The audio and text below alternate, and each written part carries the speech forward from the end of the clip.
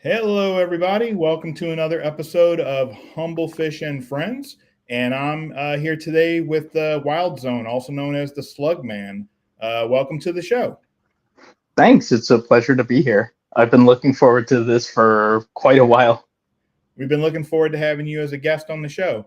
Why don't you, I guess we can just start out as we always do with if you can just share with us whatever you'd like to share about yourself, maybe how you got into the hobby and how you got so fascinated with slugs.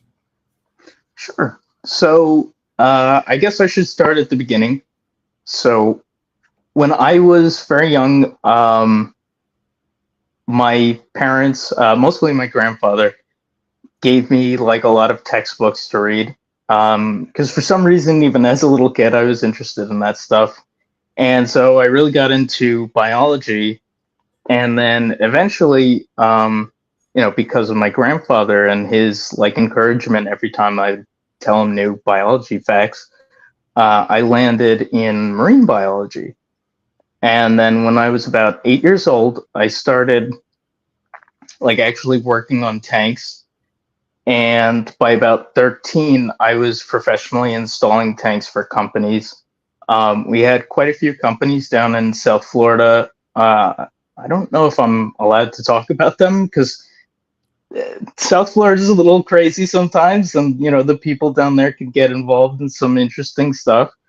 But yeah, I did some pretty big installs for them, and that's really how I got into the hobby itself. But my fascination with inverts definitely came from Florida, and it's because we have a coral down here known as the Gorgonian, and they're a really great starting coral, and they were one of my first starter corals. And I found out that, as time went on, if I feed them and I cater specifically to what they would get in the wild, that they'll reproduce and grow a lot faster. And that kind of like led me into, okay, well, what else, needs a catered diet? So I got into non-photosynthetics, and then that led me to like, all right, what about invertebrates? And then it just snowballed from there. Okay. But And yeah, sorry, go ahead. no, so there's one in particular I know we were talking about yesterday. There's a certain type of sea slug that you were telling me how. I mean, it's really for nuisance algae. It's awesome. Tell us about that and tell us what kind of nuisance algae that it eats. Yeah, the species name is Oncadella floridana. They're very, very cool, and they are, of course, as we discussed the other day, what got me into sea slugs specifically. So I guess I should tell you the story. When I was in the Florida intercoastal, I was in low tide and going through looking for invertebrates. And I had found these weird black blobs on the rocks there, and I wasn't sure what they were. At first, I thought they were just an intertidal sponge because we get a lot of those down there, and they just look like blobs when the tide is low. So I picked one up, and I was like, "Oh, it's moving. That's weird." And that led to a whole huge study on them. And at the time, the information that we had on the Oncadella wasn't very good. It was a lot of outdated info, and some of it was just plain incorrect. So I took it upon myself to just get into researching them and their diets, and that led to just my fascination with sea slugs because they're just such adaptable organisms. But what makes the Oncadella so unique is that they come from the Florida intercoastal. And I know I've been going on for a little bit, but just to give some background on the intercoastal, it's a very unique system, and a lot of people don't realize that it's very, very different from the Florida reefs. So the intercoastal is usually cut off, and it has a lot of inlets and runoff areas. So every time it rains really heavily, the salinity and the pH is going to change from runoff and water. So you're going to get huge fluctuations that way. A lot of the time we can get heat waves and that will increase the salinity. So it's a very harsh and constantly changing environment. And that made the Oncadella perfect for it because they will eat most of the pest algae that grows there. And that's most of the algae there is pest algae because, like I mentioned, we get all that runoff. Okay, so it sounds like they're very adaptable. If they can tolerate pH swings, different salinities and temperatures, they would be suitable for, I guess, almost any aquarium since they sound very adaptable. Well, that kind of goes into like a lot of what I work on is like matching invertebrates to their environment, and I know we'll talk about that in a bit. But the yeah, they are extremely adaptable, and what I found is that the more harsh environments, I guess, you breed invertebrates in, and the more you do it, and the more you kind of just pick out the ones that are like really thriving, you really get some amazingly adjustable invertebrates, and they could be introduced into pretty much any system. Okay. So this slug in particular, I know we were talking about this yesterday, but because it sounds like a great utility animal, what I call it, to eat like nuisance algae in an aquarium. What types of nuisance algae does this slug eat? Because I know you were selling them in the past. We talked about you'd like to resume selling them in the future, so people probably interested in them, like because everybody's looking for an urchin or just something that will eat nuisance algae in their aquarium. What types of nuisance algae does this particular slug eat? They will eat pretty much any nuisance algae they come across. And the reason why is because their environments can shift so rapidly for them specifically, because they live inside of rocks for the most part. And then during the evenings, they'll come out, or at low tide, they'll come out. And that's really when they'll attack the algae.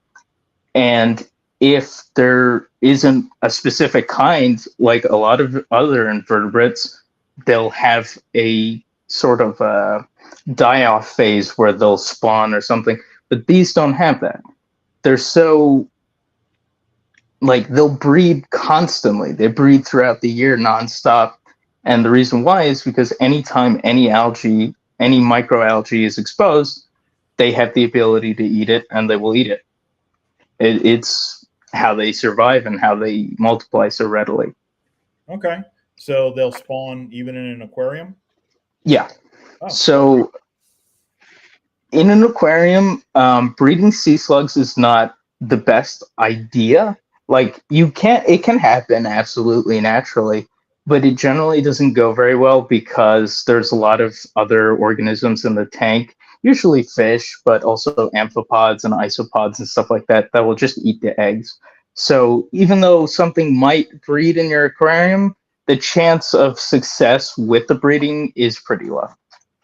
Well, that brings me to my next question about them. I have two questions. Are they reef safe? Do they ever eat corals? And secondly, do fish eat them?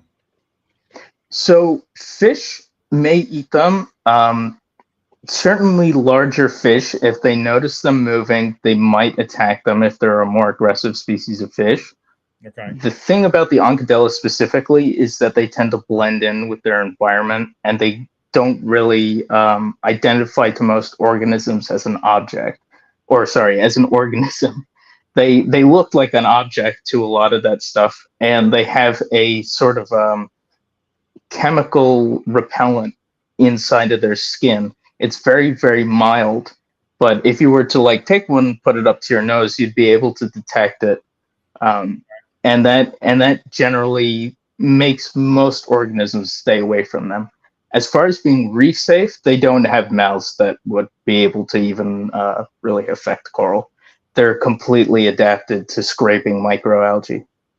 Okay. So you said that they have like a mild toxin which protects them. Would you recommend running carbon in the aquarium with them just in case? No, it's too. No. Okay. It's so mild. You would have to feed a whole bag of them to a fish to even really get an effect. and what effect you might get, I don't know. It might be a little sleepy. Right. Okay. And then my other question, my last question maybe about them is, and I know we talked about this yesterday, but for the viewing audience, okay, so these are very small. How do you keep them from getting into like pump intakes or like into your overflow? Do you have to do like special, like take special precautions to prevent them from getting into your pumps or, like into the overflow and into the, the tubes down to the sump and all that?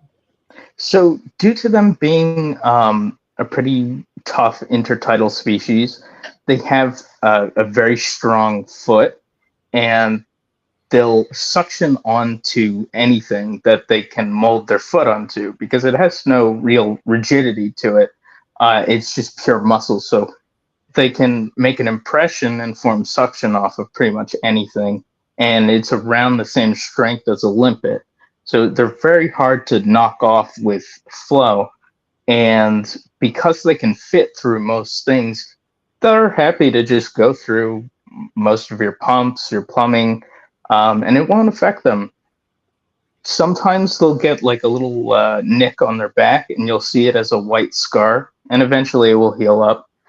But other than that, they never get injured by pumps. They're just too strong, and they're too sort of squishy, I guess. They can really, to give an idea, they can fit through a hole about 3 times smaller than the center of a dime. Wow. Wow. So this sounds like a great addition to cleanup crew, for an aquarium. So how many, once you resume selling this species, how many do you recommend per gallon? Like, say you had a 75-gallon aquarium, how many would you recommend someone would buy and, add to their tank to add, to their cleanup crew? Well, I would always recommend people to base their cleanup crew off of their needs and their potential output. So if you have a lot of fish, I would certainly put more in there. If you don't have a lot of fish, I wouldn't. If you have great filtration and your water's crystal clear, you probably don't need that many of them to work on your tank. But if your water's filthy, then you might need quite a few. So kind of it's based on your algae growth, how much algae growth you have in the aquarium. So what if they completely clean the tank? I mean, there's no algae left. What can you supplemental feed them to keep them alive if your tank runs out of algae? Fortunately, I've never seen a tank on planet Earth that is actually free of algae. It may look free of algae to us, but on a microscopic level, there's always going to be microalgae. Okay. Could you use like nori or something? Would they eat that if, say, your tank was running low on algae? They may eat it. The algae I used most for feeding them with, so like to give a little background on them for transportation, I usually ship invertebrates with a little bit of algae in the bag, and the reason why is because it provides some oxygen exchange, and it's soaking up, a little bit of that nitrate building up in there. So it helps ensure survival, and I've found that to be really effective, including algae in every invertebrate order. But because I did this, I found out that they actually enjoy eating ulva, and so every time I would send them with a little bit of ulva. So if you want to feed them, I would feed them that. If you don't want to introduce ulva into your tank, I don't blame you. Don't worry about it. Really, you're never going to run out of food for them. Okay. It also sounds like if you do introduce some invasive macroalgae, they would take care of that as well. Is that a correct assumption? Yeah. So yes and no. Macroalgae are kind of hit and miss with slugs. They generally avoid it if they're not like if they don't eat macroalgae as a large part of their diet anyway. Like the sea hares, they will eat any macroalgae they come across, but something like the Oncadella, they're not going to do that. However, ulva is very weird. I don't know on a cellular level how it acts, and I don't know why they specifically go for it. But I do know that due to its availability in the intercoastal, they probably adapted to it. Okay. Okay. Well, it sounds like once you resume selling these, I think this would be a popular cleanup crew animal that people would like to buy to add to their aquarium to help, manage algae. A lot of people, and it depends. A lot of people nowadays, I mean, like to have that clean look in their reef tank. They don't want to see any algae at all. They want the rocks to be clean. So also, do these slugs, do they eat detritus and other things in the aquarium? Like, In the past, I did believe that they ate detritus, but I found out later that they don't. they They don't. won't. They don't go for. It's so hard to answer these questions because it's like yes and no. Like they might, but they might not. Is that kind of No, they won't go for detritus that's been formed off of like tissues like meats, but they will go for detritus that's formed out of plant waste. okay? That makes sense. So I guess a reasonable expectation would be you add these slugs to your aquarium. They will help with the nuisance algae in your aquarium that grows on the rocks, on the sand bed, on the glass. They would make a good addition to any cleanup crew. Absolutely, but I think the thing that makes them so unique for a cleanup crew is that they'll actually clean your corals. They'll get right on top of your corals. They'll get right into where any microalgae is growing on your coral, either on the flesh or on exposed skeleton, and they'll pretty surgically clean it to almost like I had to get a microscope out just to see how close they got it, and I can't really describe how close it was, but it was like surgical precision to the Wow, flesh. They didn't touch the flesh at all, but they completely grazed the microalgae off the coral. nice, nice. Yeah. Well, we look forward to you selling these again, and I'd like to buy some once I set up a tank again. They sound like a really neat animal, very unique. They are very unique, and I hope to be selling them um, in at least the next 6 months. Okay. Currently, so for a little background for people, I had started everything in South Florida, and I kind of funded it with my own money, and I tried to make it work.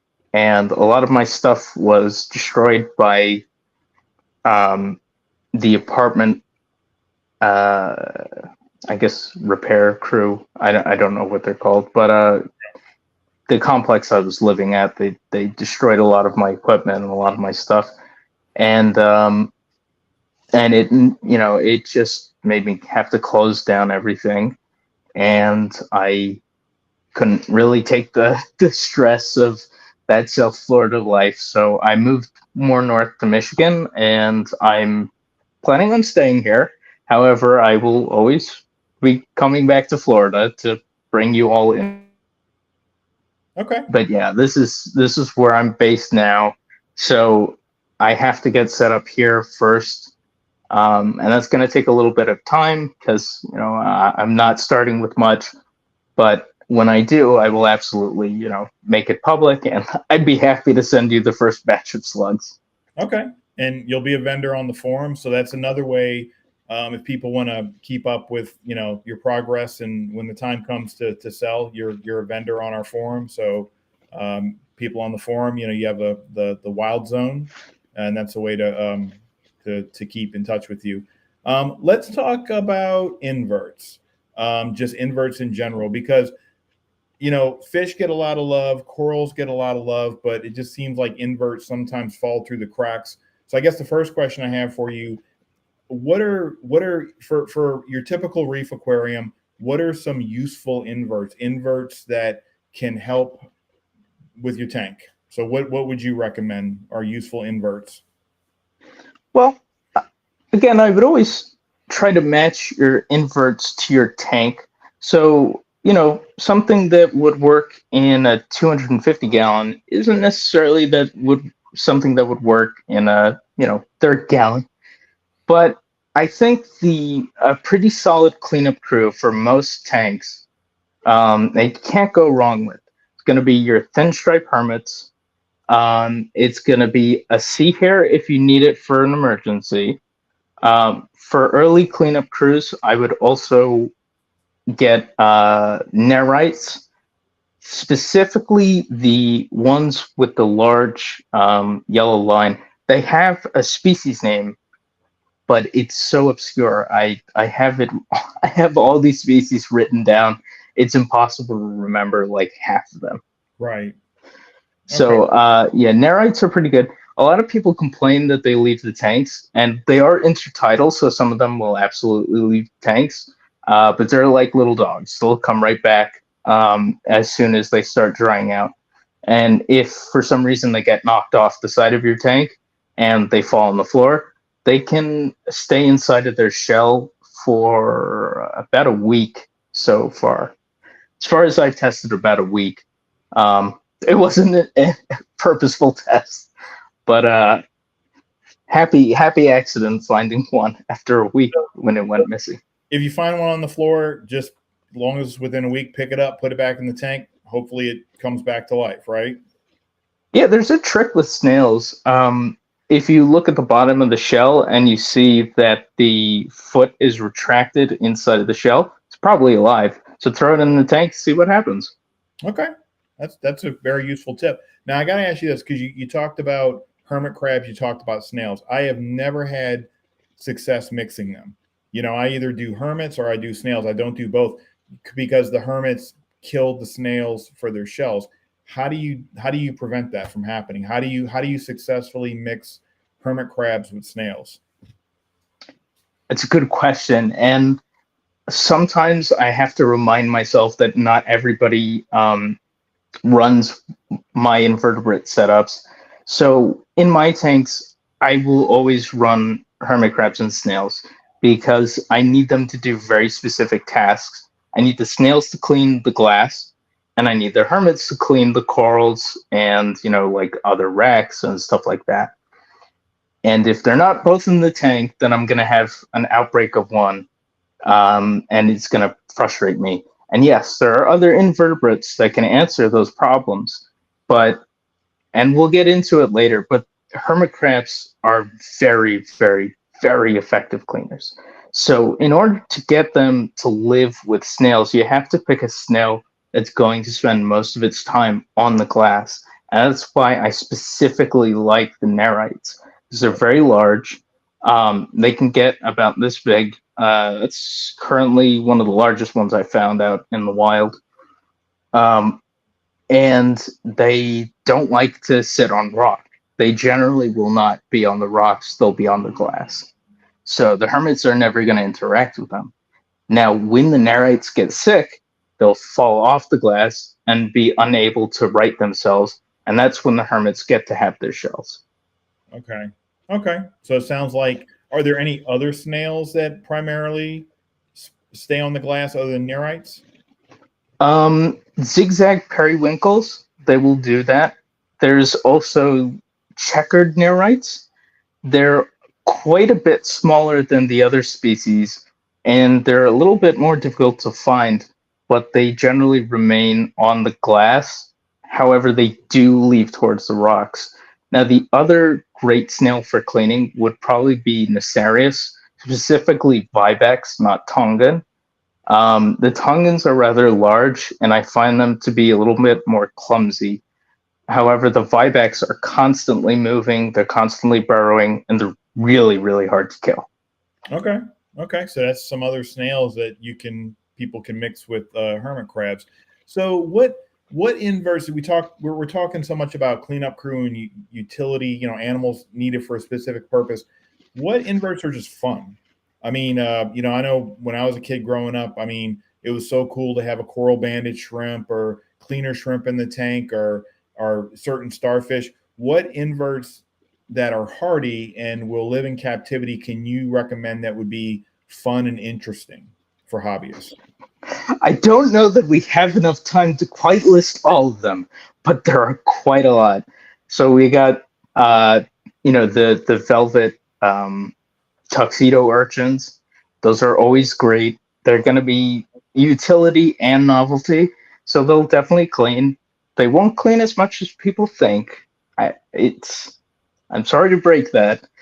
It's been a myth for a long time, but I have tested them quite a lot, and they're okay. They're not super effective without being in number. Okay. But some other really fun invertebrates would definitely be the porcelain crabs. They're so fun to have because they generally start out. There's two types: the ones with the filter feeders that live with anemones. Those are always really cool, but they generally remain the same colors. The ones that we get in Florida, they don't live with anemones, but they get really crazy colors, and they breed really quickly inside captivity. And they'll start like brown or a dull red or something, and then after a generation, you'll have purple, you'll have light blue, you'll have violet. They Wow. get crazy colored.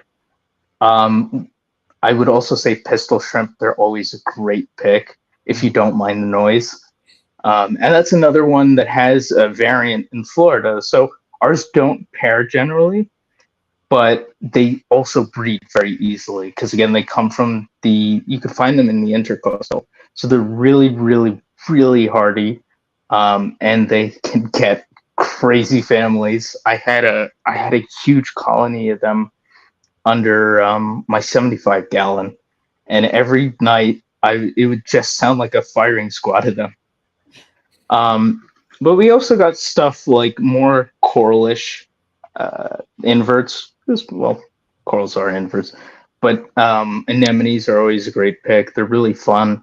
They'll move around, so you have to some of them will, so you'll have to kind of match your tank to what you do with them.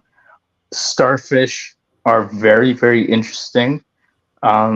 If you have a deep sand bed, you could very easily keep the sand sifting stars alive. You also have stuff like Holothuria cucumbers. I love them. They're so cool. They're really hard to kill. And a lot of people think like, oh, cucumbers, when they die, they're really toxic. It's just the sea apples that do that. The Okay. other cucumbers are pretty safe. Um, they might get a little excited and they could release clouds. But other than that, it's not toxic. Oh, But okay. yeah, they love to eat sand. If you have a deep sand bed, they'll clean it crystal white. Wow. You Okay. you really have like tons of options. As long as you consider the care for each invertebrate that you want to bring into your tank and kind of match it to what other invertebrates you have, you can really have whatever you want. Okay. My next question for you is coral banded shrimp. Do they eat fish? Are they like, will they kill a fish? Or they are just sort of opportunistic? If a fish dies, they'll eat the body. But do they actually, coral banded shrimp, do they actively prey upon fish? Because No, they do not. Okay. no. Okay. Okay. Because, yeah, I used to have They will prey on other invertebrates and they might get snippy with certain corals or anemones, but no, they don't bother fish. Okay. Well, they don't kill fish. They might bother fish. They might like pick at them or like rip their fins and stuff like that. But they don't have the speed or the power to kill a fish. No. Okay. Yeah. Because, a lot of people you see will say, their coral banded shrimp ate their fish. And I tend to think that was a fish that was weak or dying anyway. And the coral banded shrimp just, took advantage of that situation. Yeah, I haven't even seen them pick on dying fish. Like I think emerald crabs are the biggest offenders of that. If something is dying, they'll happily go after it, even if it's still alive. So emerald crabs are more likely to be opportunistic fish eaters, we'll say. What about Oh, emerald crabs are banned off my invertebrate list. I okay. will never deal with them again. They're really miserable animals. They tend to go rogue, and Like a lot of people will get them and then go, "Oh, why is my coral dying? That's so weird." It's the emerald crab. Oh, They're eating it. so that's interesting. So, what other crabs should hobbyists avoid? What other crabs will eat your corals or will possibly eat your fish? If it is a non-filter feeding crab that is not a hermit crab, there's a potential that it might eat your invertebrates and organisms. Okay. Okay. If it has claws and it is a crab, it's probably going to do that. Are mithrax safer than emerald crabs? Because they both do the same thing. They both eat nuisance algae, and specifically, people like them for bubble algae. Do they? Mithrax sculptus, Yeah, you mean? yes. Yeah, I believe that's just the scientific name for emerald crabs. I think it's catch-all. Okay. Okay. Good enough. Is there my? I think we have a question, if you don't mind. Yeah, go ahead. Okay. Go I ahead. love questions. So Dexter B asks, what is a popular invert that you don't personally recommend? So I think you mentioned like the emerald crabs for one. So like what other type of popular invert that you don't recommend people get? Peppermint shrimp. Okay. People ask me all the time about peppermint shrimp. And I've been having this debate since, oh God, years, going on 10 years now. But peppermint shrimp are the worst little in the whole world. They're little devils. They get into everything. They're impossible to stop, and their tiny little claws will pick at everything. And they are very happy to go after coral. Really? And I have, yeah, absolutely. So I believe they're called Lismata Werdermani, I think that's the pronunciation. All the Lismata shrimp are the same in temperament. They're all miserable.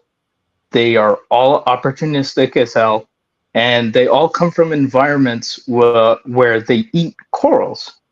The corals that they eat are generally going to be like anemones and gorgonians, but they're not going to stop at that. Okay. Because I know, the conventional, what people tend to believe is that the peppermint shrimp are reef safe, and people like to buy them because supposedly they will eat. I know it's really hit or miss the small aptasia anemones, but the camel shrimp are the ones you really want to avoid because those are the ones that will eat your coral. But you're saying that peppermints will eat coral as well. Yeah, okay. They both do. Okay. Is there another question? We have another question. Well, go ahead if you have finish your thought. Oh, sure. So in regards to peppermint generally, they can serve a purpose. I would specifically put them in the sump. Don't put them in the display, put them in the sump. Because there they will develop a taste for whatever the hell they can get, and they'll become a generic cleaner. And they're a pretty effective one, as long as they're not mixed with coral. Because again, like you said, they grow up eating stuff like aptasia. They're not going to stop at aptasia. They're not a species-specific eater. Okay, so it sounds like put them in the sump or refugium or something like that would be best. Yep. Okay, got a question? Yeah, so Deep Reef says, are hermit crabs safe in a reef? Yes, with caution. So there are a few species that I would recommend. The two that I have particularly worked with the most, aside from the giant hermit crab, is the thin stripe hermit and what I dubbed the green stripe hermit. So we don't have a lot of public information on the green stripe. There's something I've been working on as a side project. I haven't found a correct ID for them, and they may not have a lot of information even available. They might not be ID'd. I haven't confirmed it officially yet, so I can't say that for sure, but I'm pretty certain. Those two species are very common in the FL intercoastal. I recommend that they come specifically from Florida, not from anywhere else, specifically from Florida. They pretty much exclusively go for algae. They won't always stop at microalgae. They might pick at pieces of macroalgae. They definitely eat ulva. They will not eat bubble algae, but any other microalgae in existence, they will both go for, and they are very, very voracious eaters. They will not stop. They also eat detritus if they ever run low on algae. Okay. So blue stripe are Green stripe. Green stripe. What was the other one? Thin stripe. Thin stripe. Thin stripe are green stripe from Florida. That is Yes. in Florida. Does Reef Cleaner sell those? Because I know they collect. I think most of their snails come from Florida. Correct? Yeah. So they're not actually far from where I was. One of my spots where I collect from, but they're a little bit more north, so they get a little bit more like cold tolerant stuff. Okay. But yeah, all their stuff is from Florida. So they should have thin stripe permits. But green stripe permits, I don't think you'll be able to find anywhere. Okay. Okay. That's good information. Oh, there's another question. Okay, so I know you just mentioned, was it the thin stripe or the green stripe that will eat ulva? Because somebody is asking, are there any other invertebrates that eat ulva? Yes. So there is a species of sea slug called, pardon me if I pronounce this incorrectly, Oxyno-olivacea. I believe it's spelled Oxy. Oxynoe. Okay. It's a very weird spelling. They almost look like that little thing from Pokemon. What was it called? That little caterpillar guy. They look exactly like that. Oh, okay. And they're very small, but they will voraciously eat a lot of ulva and what was the other one? Like Calerpa or something like that? Yes, thank you. Okay. Calerpa. Okay. Yeah. So that they will eat Calerpa and ulva. Okay. There's also sea hares. So here's a pro tip, I guess. When you pick out a sea hare, you generally want to go for an Aplysia species. You don't want to go for a sea wedge, because the sea wedge they're a little more picky eaters, and they tend to not go for anything that's available. The sea hares from California, Aplysia californica, I believe, the spotted sea hare, those are what I would always recommend for dealing with weird pest algae, like pest macroalgae, because they will eat whatever macroalgae you give them. I used to feed my hare, I think about, he went through pounds. He went through pounds a week of that stuff. Wow. Eventually, I ran out. I just ran out of all pest algae because he ate it all. So, I mean, it sounds like you really have to do your homework, narrowing it down to the correct species from the correct locale to do the job you want it to do. I mean, pretty much, right? Yeah. Okay. All right. And, I understand that it's not what people want to hear. Like, oh no, I really have to get nitty gritty with my invertebrates. But unfortunately, yes, you really have to be specific with what you pick out to match your tank. Because if you don't, it's not going to work. Okay. So, I mean, people that are probably right now, I mean, my head's spinning a little bit with all this. You're on the forum, you're on humble.fish, you go by TheWyldZone so people can tag you or send you a private message or, start a tag you in the thread to ask you these questions if they get confused about which, cleanup crew and which inverts they need for their aquarium, correct? Yeah, I'm always happy to answer questions, always. It's one of my many joys in life is to be able to exchange information with people and debate other people and just share and answer questions. It's really fun to me. Okay. So for those listening, if you're kind of like, wow, I really didn't know all this, they can tag you, ask you a question and get pro information anymore. Absolutely. Oh, we have another question. Okay. Well, first a shout out, and I may pronounce this wrong. Eunice Marco says, "Hey, Humble, thanks for helping us a lot. You rock. I'm from Brazil." Oh, okay. Well, hello to Brazil. Hello to Brazil. I absolutely love you people. So, mwah. And then he also later says, what kind of sea slug you recommend in a reef with many fishies? With many or mini? Are we M-A-N-Y, many, lots Okay, of. many. lots of fish? Mm. I guess it really Did depends they? on the fish, huh? Yeah, it would depend on the fish. Maybe, I'd like to answer it, but it would. I maybe. guess I could give two answers. Sorry, I'm No, no, no. interrupting. Go ahead. So the two answers I would give for that is if your fish are a little bit more aggressive. Sorry, they said which slug do I recommend? Yes. Yes, what kind of sea slug?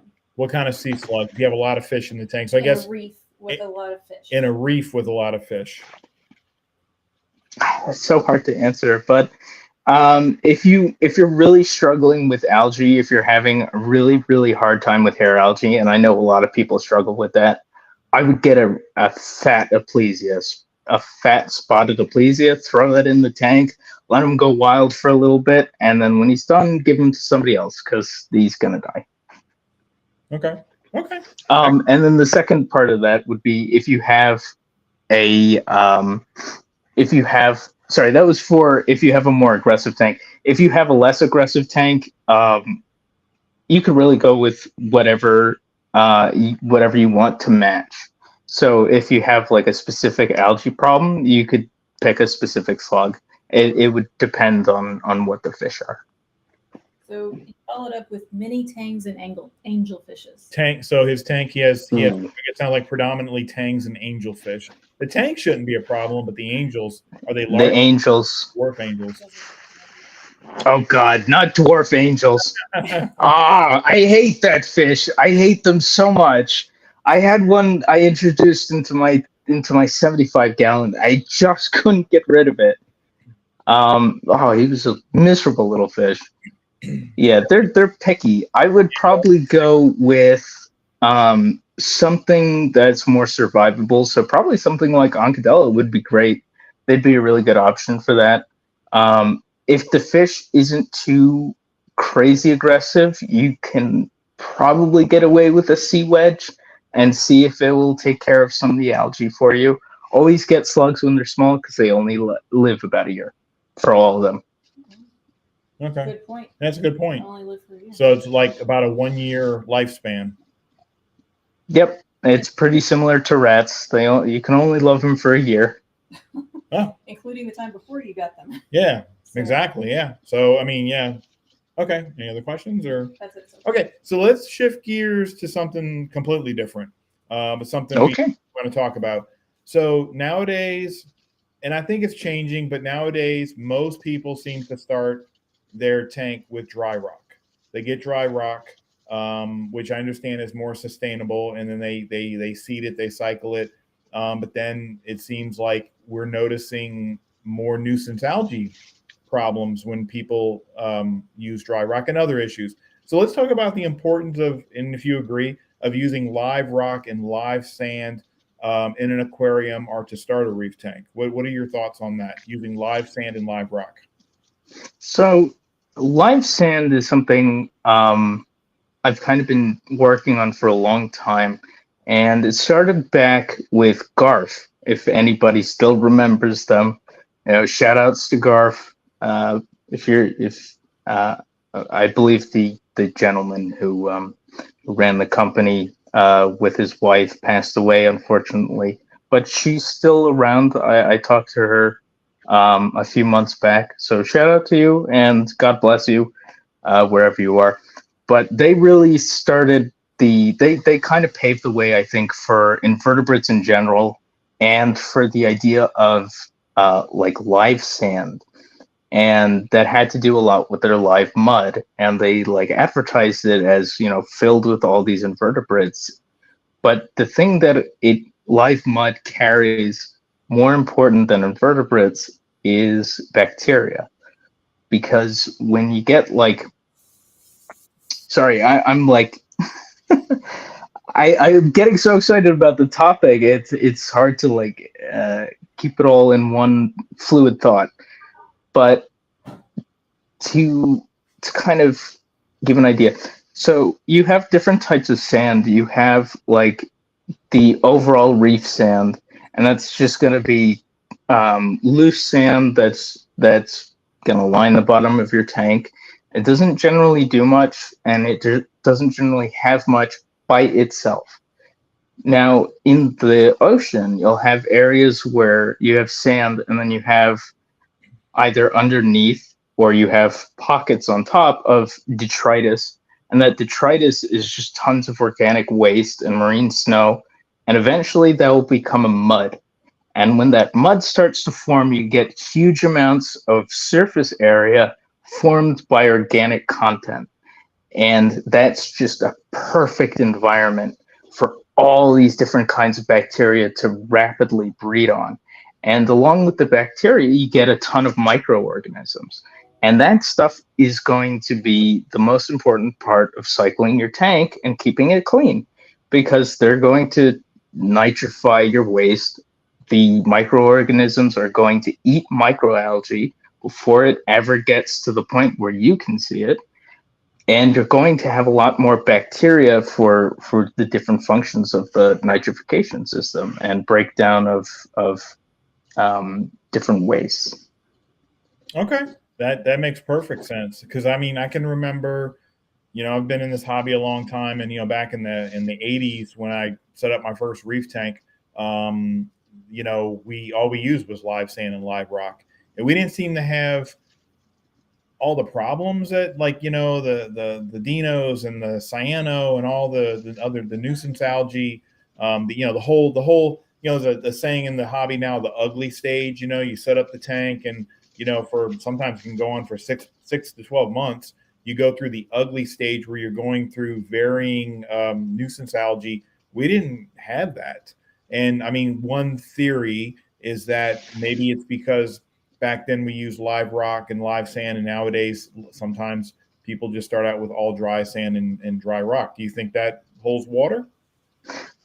I definitely do. I subscribe to it to a degree. I think another fault that we have right now is that we just over sterilize the hell out of our aquariums. Like as soon as we see a problem, throw a chemical in. Get a new skimmer. Get a skimmer that does 5,000 gallons per second. Like all this crazy equipment. Get a UV. It's like yes, you're gonna hit the problem. You're also going to hit everything that might address the problem.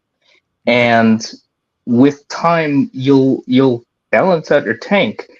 But to do that, you need to introduce the things that will balance it. And to have that, you need something that's already been cycled and that's taken from an environment where they have that bacteria. And the reason why rock and sand is so great, and mud, is because it has a lot of surface area, and it's already had a lot of time to cycle in places that can hold bacteria. So when you throw it into your tank, you're not just throwing in like even live rock. If you dry it off, it's going to have water inside of it, and all that water inside of it is going to be chock full of bacteria because it concentrates there. It's like the kind of stagnant, semi-stagnant zones that form. So yeah, we get a lot of bacteria off of sand, rock, and mud. And that's sorry. Yeah, go ahead. You mentioned mud. Where do people get mud? Like I know there's miracle mud, which has been a thing in the hobby. I know some people that will actually take their sump or the refugium. They'll use miracle mud. They'll use macroalgae down there, and they have like the water flowing over it. So where would you recommend people? What kind of mud should they use if they want to introduce mud into the? So you're saying mud in the aquarium or mud in the sump? So you can do both. If you want to do a deep sand bed, which is something I really enjoy having in my aquariums, I find that it helps buffer out. Sorry. Oh, I forgot. Before I continue, the other reason why we get dinos and a lot of weird stuff is because we stop doing anything with silica. Silica's been taken out of our aquariums, and people stop dosing it at some point as well. It's really useful. I can come back to it later if it's a topic of interest. But darn, I lost my train of thought. Mud. Where do people? What Yeah. do they use, and where do they put it? So if it's still available, I would hit up Garf if she can still get the mud out. She's a little tired of this kind of stuff, so I don't know if she still offers it, but if she does, absolutely send her a thing. And that was the highest quality mud I ever got. I will be coming back to the hobby with my own brand of mud. It'll be very specialized mud produced from basically organic detritus that's sterile. So I would be having,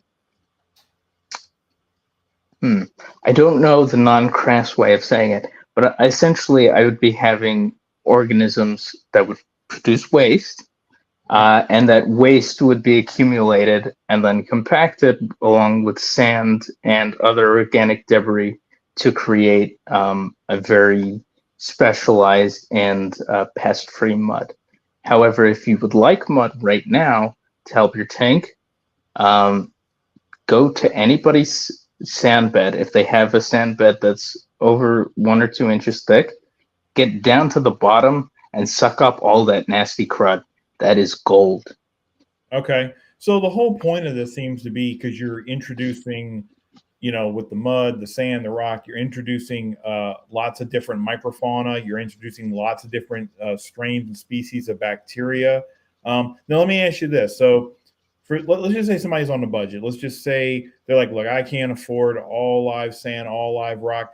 Is it useful to we'll just say start your tank with 80% dry rock and add 20% live rock or something like that, and then let the organisms then transfer onto the dry rock? Is that a strategy that can be employed? Absolutely. You can get, so I really enjoy reefing on a budget. I think it's a lot of fun to see just how little equipment you could use to run a tank. And the reality is you don't need that much. If you got a pump that runs and a lot of bacteria, you don't need much. But that's something for a different time, and it's going to require its own article and page, because it's a very in-depth topic. But for this topic, yeah, you can absolutely go completely dry rock. You can even go inert sand. I would try to get live sand if you can. It's always better than not. But if you have to, you could go all dry.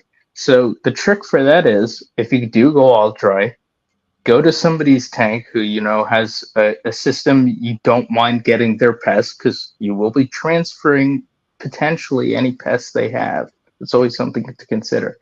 But grab like a scoop of their sand. Rock rubble is great. Ceramic pieces from filter parts. And like some really nasty detritus. The more it smells, the better it is. And you want to like really get a whiff of that. And if it's stinky stuff, you want to put it in, and that will seed the heck out of your tank. And you got to let it cycle for a couple months, because it's not going to be as fast. But that will absolutely cycle your tank, and now you got live rock. Right. Yeah. So if you can't afford all live rock, you just need a sampling of rock, or you need maybe, like you're saying, sand or detritus from someone else's tank. So I have like a pet theory about this as well. And I mean, I cannot prove this. That's why I'm calling it a pet theory. So back in the old days, fish diseases were not as big of a deal as they are now. My theory is that because we used live rock, I think that there were predators of probably specifically ick and velvet tomounts. So the whole reason where I get this from is I had some communication with one of the scientists who did the 72-day study, where they were able to propagate a strain of ick that it took 72 days for the therons to be released from the tomounts. And what he told me, in the study was done in 68-degree Fahrenheit water, and it was done in a sterile flask with the aid of antibiotics. And what he said to me was that would never happen in nature, because bacteria would gnaw on and damage the tomounts before they would release free swimmers. They would no longer be viable. So that, if that is true, that tells me there has to be strains of bacteria that prey upon parasite tomotes. And if that is the case, and if you can be lucky enough to get those strains of bacteria in your aquarium, you probably would have a lot fewer parasites for the fish to deal with. Again, pet theory. I can't prove it.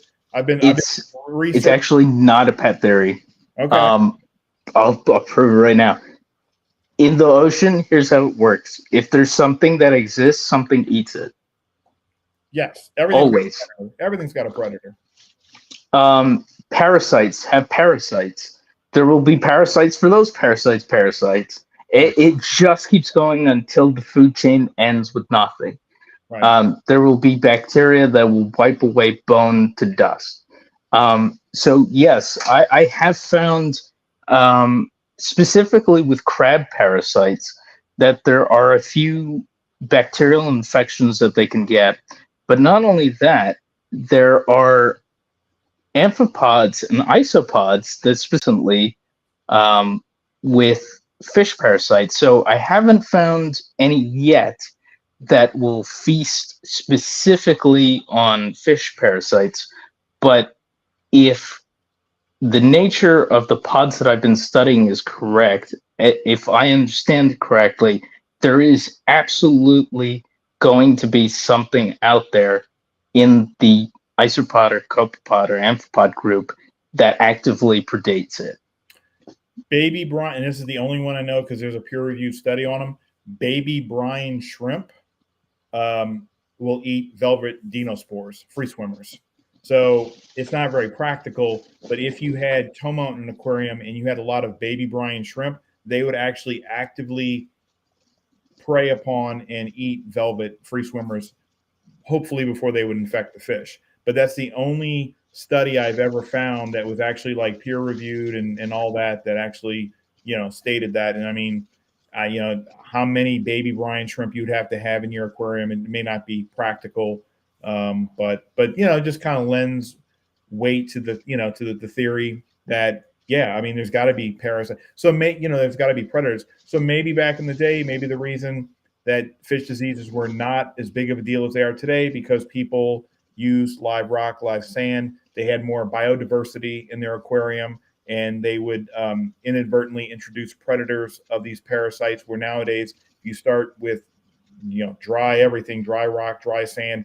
You don't introduce biodiversity, then these parasites have no natural predators until you eventually build up the biodiversity to take care of that. Yeah, absolutely. And, a lot of these organisms, when they're specialized to eat one type of thing, which most of the parasites are, they're adapted to function one type of way and form, do one type of thing. So there is a species of, I believe they're amphipods, or they could be isopods. They're called like sea piranhas or something. I don't know if you've ever experienced them before, but sometimes in the ocean, you'll just stick your hand in the water, and then a whole bunch of these pods will start biting at you. And they come at it like that. And the reason why is because a lot of these specialized eaters have very, very strong chemical detection. So they will hunt out that stuff more efficiently than any chemical could really do, because they will like specifically target that sort of prey. So yeah, if we can find what would target fish pests or fish parasites, it would be pretty beneficial. We might even see, a huge reduction. Okay, well, that's really good information. Let me circle back to one thing you said. You talked about you really like a deep sand bed, and the aversion that some hobbyists have to a deep sand bed is that there's pockets of sulfur, right? That there's sulfur pockets, sulfide that is in, like, that builds up in a deep sand bed. And then if you go digging around in there, moving sand, moving rock, or I mean, some people even vacuum their sand, that if you hit one of these pockets, you're going to release sulfide into the water, going to nuke your tank. What do you What is your opinion of that? Well, I don't believe these pockets are sulfur sulfide. They could just be nitrogen gas. They're usually just various gases from chemical processes and waste. So yeah, they could dirty up your tank, sure, but if your sand bed is set up correctly, they shouldn't be forming. You shouldn't have any areas that would have that would allow a buildup like that would affect your tank. Okay. Okay. Okay. So we're approaching about an hour, so we're going to try to wrap this up pretty soon. Anyone listening, if you have any questions for the Wild Zone or for myself, or just get your questions in now. My wife is monitoring the chat, and she can ask your questions. So I think we've covered most of our topics. I was looking at our little meeting itinerary here. The last two is how to match suitable inverts to your tank. We talked about that. The importance of sea slugs in our hobby. So is there anything else you'd like to discuss? Or anything else that we did not discuss? Yeah, I think I think I should maybe like explain a little bit more about about what I'm doing with my work. Okay. So when I was set up before, I was called TheWyldZone, and currently I'm going by that. But when I reopen, I'd like to be a non-for-profit. I'd like to be focused more on conservation, and I have a lot of projects set up to preserve some of our invertebrates in the ocean. Right now, it's a little bit slow because of the situation, but that's really the end goal for my company. Some people open their businesses, to pay for their hobby or because they want to make some money or anything. I'm not in it for that. I didn't do this to make money. I actually lost quite a lot of money. So it's a little bit the opposite. But yeah, I didn't get into this to make money. I genuinely love this stuff. It's my biggest passion in life is learning, studying, and understanding the ocean. I think is a beautiful thing. And I think, before my time is done on this earth, I'd like to educate people and bring more understanding to these understudied organisms. That's awesome. That's great to hear. Have you ever thought about writing a book? Like maybe take all this information and kind of compile it into a book and writing a book on like inverts, on marine inverts? I've certainly considered it, but I don't know. I guess I don't consider myself like an expert enough. I feel like there's always more information for me to learn. And I kind of don't feel like qualified enough to write these books. I think you're qualified. I mean, there's a lot of books out there that are not necessarily written by experts in the hobby, but just enthusiasts in the hobby. I mean, yeah. I mean, I think it's something that you could consider doing. Sure. I mean, if people would enjoy a book about invertebrates, I'd be happy to. Okay. So let me go ahead and before we take the question, let me just go ahead because you did share some images with us. And I just wanted to share just some of these images on the screen. And I know you can't see the images, but okay. I'm going to just kind of scroll through them quickly for people to see. So these images that you sent me, these were images that you took in Florida? Yeah. So all of those invertebrates were... there's two pictures on there that may have gotten included in that list that weren't taken by me. One of them has the author on there, and then the other one is the white sea slug with the frills on it. That wasn't taken by me. So credit to whoever took that. I don't want to steal their work. But everything else, yeah, that was me. So we get a lot of cool stuff. One of the pictures you'll see, they're called speck claw decorators, and they're a really, really fun invertebrate to have.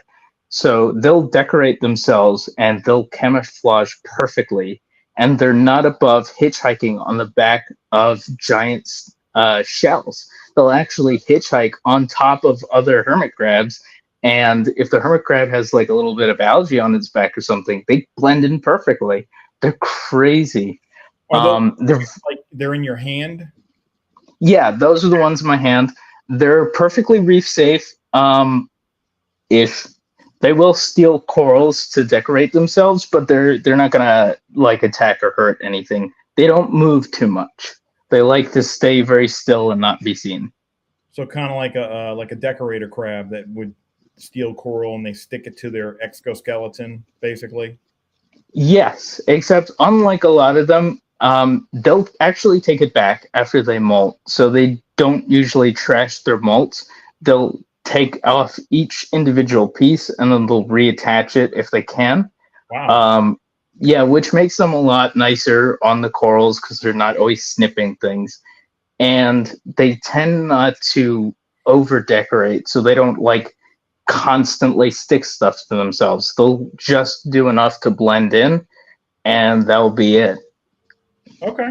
What is the? I'm looking at a picture. It's mostly white. It's got like it looks like horns. It looks like maybe a slug or something to me. What is that? It's really horns. It's mostly white, but it's got like brown spots on it, and it's got like, well, I mean, I'm calling it horns, almost like the ears. Yeah, I know you can't see the screen. Yeah, it looks like little black ear-looking things, or antlers. Or something. Does it look like kind of like a little snow rabbit? Yeah. What is that? Yeah, that's not my picture, but that is one of the sea rabbits, I like to call them. They're not actual hares; they're nudibranchs, so they're not slugs. That's something that I think we should cover real quick. There is a difference between slugs and nudibranchs for people who don't know. Slugs are generally going to feed on a general set of foods, and nudibranchs are not. There's just a lot of like bio differences. They're kind of nitty gritty, but the easiest way to tell them apart is that nudibranchs are generally going to be pretty small, and they're going to only eat one type of food. So, okay. like the Bergias, for example. Bergia, yeah, they're a great example of nudibranchs. Yeah, what was the Aptasia, right? Nudibranchs? Yeah, they only eat Aptasia. So if you get a nudibranch, you better be sure that you can supply the food that it needs, or it's just going to starve to death in your tank. Yes. Or have arranged somebody else to go. Right. Or like my wife saying, like, I know, excuse me, if people got allergy issues, people that have like Bergias, sometimes, when it seems like all the Aptasia has gone in their aquarium, they'll give them to other hobbyists to kind of spread them around. Yeah. What is the go ahead. What's the green looking thing? It's it looks like by end. Lighter green stripe. So it's like a lighter green. Is this another new type of nudibranch? It's all green. Is it does it have like a long green tail? Mm-hmm. Oh, yeah. Sorry. I think that's also not my picture. That's somebody else's picture. Okay. I did take one similar to it, but I couldn't find it for the display purposes. So that's the one I mentioned previously, Oxino olivacea. They're very cool. They look, again, I think they look like one of those Pokemon. I forget what it's called, Caterpillar or something. But they love to munch on microalgae, and they actually will breed successfully in tanks. They're one of the few that you can get away with like actively breeding in a display. Okay, good deal. Okay, so looks like we have maybe another question okay, so let me get that. Okay. So Fish Ventura asked, what is the lifespan of a trochus snail? Lifespan of a snail. That's a good question. I don't know off the top of my head. I apologize. I was thinking like 2 to 3 years. I know they don't live a really long time. But it's not super short. Not super short. I think it's more like 2 or 3 years, but that's a guess. I mean, probably I'd have to Google it. But But I mean, you know, I actually like crocus snails because they're able to right themselves. And then if you've got them in a frag tank, I know they will lay eggs and you know have babies. I know that if you have fish in the tank, the fish just usually eat the eggs. But crocus are pretty cool, in my experience. Yeah. Another question? I haven't used them in a long time. The crocus snails. I think they only come from Indo-Pacific. I could be wrong, but I think that's the problem. They're not easy to source because I don't believe they come from Florida. I could be wrong though. So No, I think you're right about that.